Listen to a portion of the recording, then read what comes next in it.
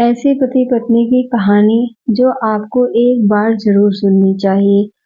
आज अनुराग जी अपनी पत्नी कल्याणी के संग अपना 60वां जन्मदिन मना रहे थे।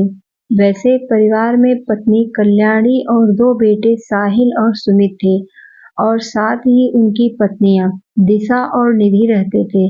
दोनों बेटे अब अपनी पत्नियों के साथ नौकरियों के चलते दूर अलग अलग शहरों में रहने लगे थे और 3 महीने में एक आधी छुट्टी पर घर आते थे।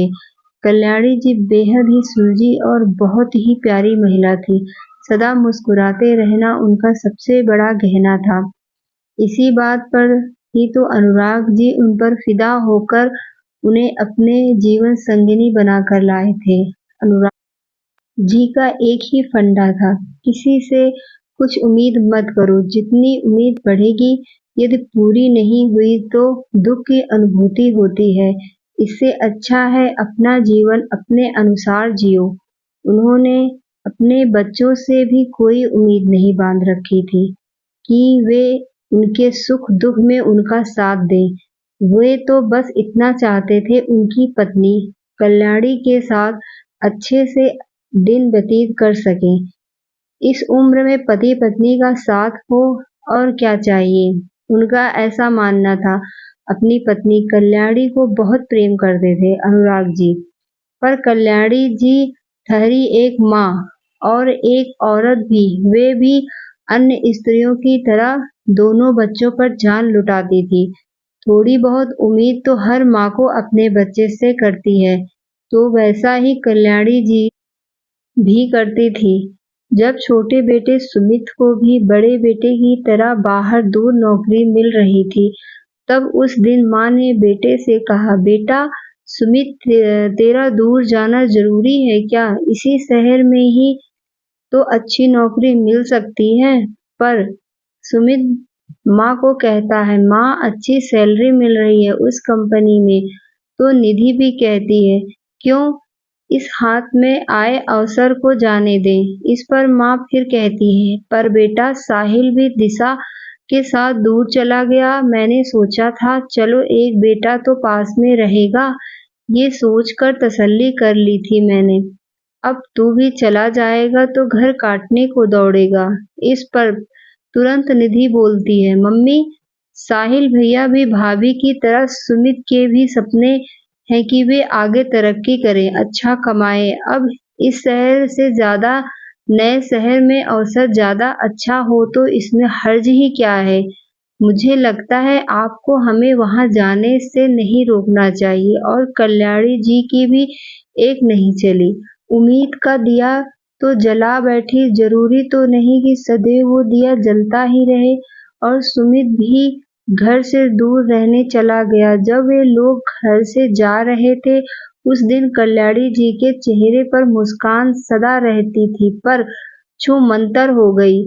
उनके जाने के बाद वह फूट फूट कर रोई थी। वह जब अनुराग जी ने बड़े बेटे से उनके आंसू पोंछते हुए कहा, रोती क्यों हो साहिल की माँ, कोई विदेश थोड़ी ही गए हैं बच्चे, आते रहेंगे हमसे मिलने।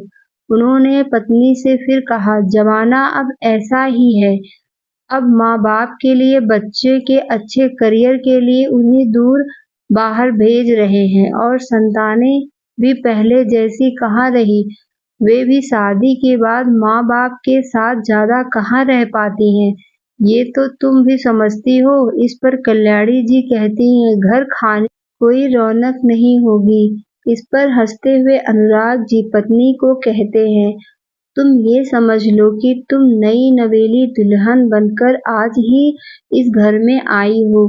याद है, हम इस घर में कुछ वर्षों से पहले अकेले ही तो थे।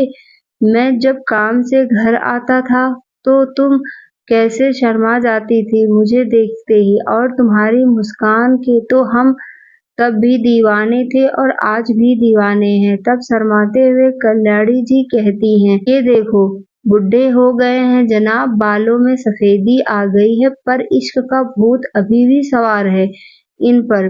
तभी अनुराग जी कहते हैं, मैं बुढ़ा पर मेरी बीवी आज भी प्यारी और जवान है। तो चलो फिर से इश्क लड़ाएं सनम। अब देखो जी, बच्चे तब भी नहीं थे, अब भी नहीं है। जीवन जहाँ से शुरू हुआ वहीं आकर फिर से थम गया। बस फर्क इतना है, तब हम जवान थे और आज हम बुढ़े हो गए हैं। पर हंसते हुए अनुराग जी पत्नी से फिर कहते हैं, और बुढ़े हम शरीर से हुए हैं, दिल से तो अभी भी जवान है सनम। हम 2 से 4 होते होते फिर 2 हो गए, परंतु हम पर निर्भर करता है कि हम जीवन कैसे जीते हैं। साथ तेरा मेरा, मेरा तेरा, अब तो यही सहारा है। इंसान का धरती पर जन्म और मृत्यु का समय निश्चित है, जिसे कोई नहीं बदल सकता।